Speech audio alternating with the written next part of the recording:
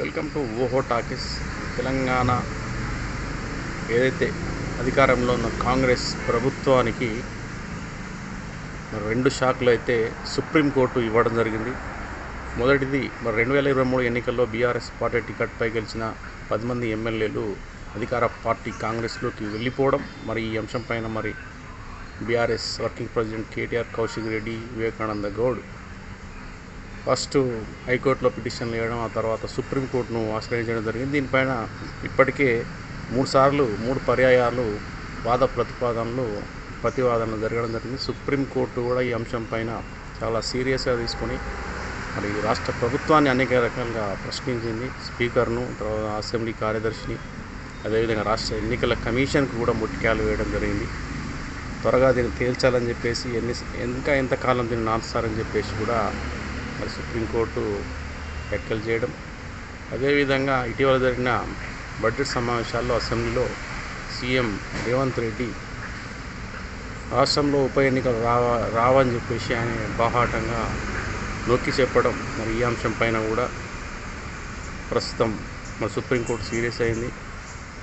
అదేవిధంగా రాజ్యాంగాన్ని షెడ్యూల్లోని 10వ ఆర్టికల్ను అపహాస్యం చేసే విధంగా ఆయన వ్యాఖ్యలు ఉన్నాయని చెప్పేసి సుప్రీంకోర్టు సీరియస్ అయింది. బహిరంగ సభల్లో రాజకీయ పార్టీలు మాట్లాడినట్లు మరి రాజ్యాంగపరమైన అంశాలను ఎక్కడ పడితే అక్కడ ప్రజాప్రతినిధుల సభ అయిన అసెంబ్లీలో సమంజసం కాదని చెప్పడం జరిగింది. అదేవిధంగా హైదరాబాద్ సెంట్రల్ యూనివర్సిటీ 400 ఎకరాల భూమి మరి ప్రభుత్వాన్ని అని చెప్పేసి మరి టీజీ ఏదైతే తెలంగాణ పరిశ్రమలకు సంబంధించిన మౌలిక సదుపాయాల సంస్థ టీజీఐఎస్సికి దానికే చెందుతుందని చెప్పేసి మరి ప్రభుత్వం మాట్లాడుతూ ఉంది. మరి హెచ్సియు ఏదైతే యూనివర్సిటీ ఉందో రిజిస్ట్రార్ ఈ ఎస్సీ 400 ఎకరాల భూమి తమ పరిధిలోకి వస్తుందని, సంపూర్ణ హక్కులు మాకే ఉంటాయని చెప్పేసి కూడా ఇద్దరి మధ్యన ఫైట్ జరుగుతూ ఉంది. దీనిపైన విద్యార్థులు కూడా బగ్గుమంటున్నారు.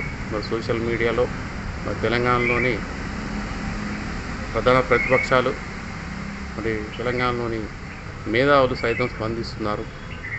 400 ఎకరాల్లో అంటే అడవిని తలపించే లక్షణాలు ఉన్నాయని ఆ ప్రాంతానికి అనేక రకాలైన పక్షి జాతులు, నిమ్మళ్ళు, కుందేళ్ళు, జింకలు, నక్షత్ర తాబేళ్ళు ఇలా 700కు పైగా ఔషధ మొక్కలు, అదేవిధంగా 220కి పైగా జీవ శరాలు అందులో ఉన్నాయని మరి కాంగ్రెస్ ప్రభుత్వం ఒక జీవ విధ్వంసానికి ఈరోజు ఒడిగడుతుందని, మరి హైదరాబాద్ చుట్టుపక్కల ఉన్న ఇట్లాంటి ప్రాంతాలు, అక్కడ ఉన్న చెట్లు, అక్కడ ఉన్న వాతావరణం వల్ల హైదరాబాద్ కాలుష్యాన్ని కంట్రోల్ చేయడానికి అట్లాంటివి ఉపయోగపడతాయని మరి గ్రీన్ ట్రిబ్యునల్ ఏదైతే ఉంటుందో అది కూడా మరి కేంద్రం పరిధిలో ఉంటుంది కాబట్టి మరి దీని మీద 400 ఎకరాల్లో ఉన్న చెట్లు నరకాలంటే మరి చెప్పి గ్రీన్ ట్రిబ్యునల్ కూడా ఆమోదించాలి.